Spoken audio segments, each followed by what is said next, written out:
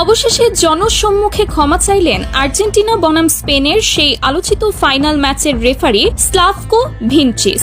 চাপের মুখে পড়ে অবশেষে স্বীকার করলেন ম্যাচ চলাকালীন কেন বারবার আর্জেন্টিনার খেলোয়াড়দের বিরুদ্ধে ফাউলের বাঁশি বাজিয়েছেন এবং কার্ড দেখিয়েছেন তিনি, এবং এর তীব্র প্রতিবাদ জানালেন ব্রাজিলিয়ান ফুটবলার নেইমার জুনিয়র। অন্যদিকে সংবাদ সম্মেলনে দাঁড়িয়ে খুদ লিওনেল মেসি জানিয়ে দিলেন কিভাবে ইচ্ছাকৃতভাবে তাদের এই ফাইনাল হারানো হয়েছে, আর কেনই বা মেসি এই টুর্নামেন্টে গোল্ডেন বুট কিংবা অন্য কোনো ব্যক্তিগত পুরস্কার পেলেন না।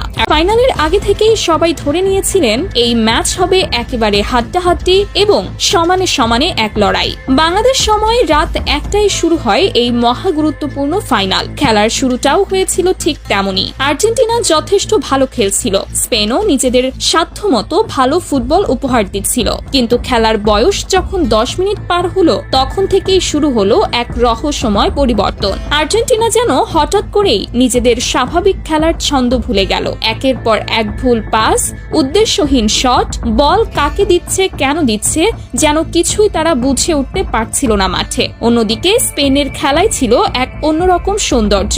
একের পর এক দীর্ঘ পাস, বল যেন প্রায় সারাক্ষণই থাকছিল তাদের পায়ে। আর্জেন্টিনার ডি বক্স লক্ষ্য করে একের পর এক আক্রমণাত্মক আক্রমণ চালিয়ে যাচ্ছিল স্পেন। অন্যদিকে শুরু থেকেই রেফারির সিদ্ধান্তগুলো নিয়ে জন্ম নিতে শুরু করেছিল প্রশ্ন। মনে হচ্ছিল যেন প্রথম মিনিট থেকেই আর্জেন্টিনার বিপক্ষেই দাঁড়িয়ে আছেন তিনি। যদিও এটাও সত্যি যে আর্জেন্টিনা এই ম্যাচে যথেষ্ট পরিমাণ ফাউল খেলেছিলেন, তবু আসল বিতর্কের সূত্রপাত ঘটে নির্ধারিত 90 মিনিটের পরের অতিরিক্ত সময়, অর্থাৎ 93 মিনিটের মাথায়। এনজো ফার্নান্ডেজের একটি সাধারণ মানের ফাউলে তাকে সরাসরি লাল কার্ড দেখিয়ে মাঠের বাইরে পাঠিয়ে দেন রেফারি স্লাভকো ভিনচিচ।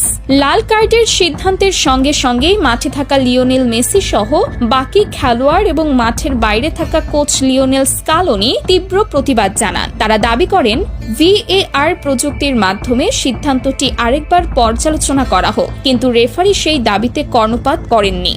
নিজের সিদ্ধান্তে অনড় থেকে লাল কার্ড প্রত্যাহার করেননি একবারের জন্য। এই মুহূর্ত থেকেই আর্জেন্টিনার খেলা আরো তলানিতে গিয়ে ঠেকে। স্পেনের মতো এত সুসংগঠিত এবং গোছানো একটি দলের বিপক্ষে মাঠে একটি খেলোয়াড় কম নিয়ে খেলাটা আর্জেন্টিনাকে ভেতর থেকে কুড়ে কুড়ে খেতে শুরু করে। ঠিক এই সুযোগেই স্পেনের ফরওয়ার্ড ফেরান তোরেস গার্সিয়ার একটি গোলে এগিয়ে যায় স্পেন।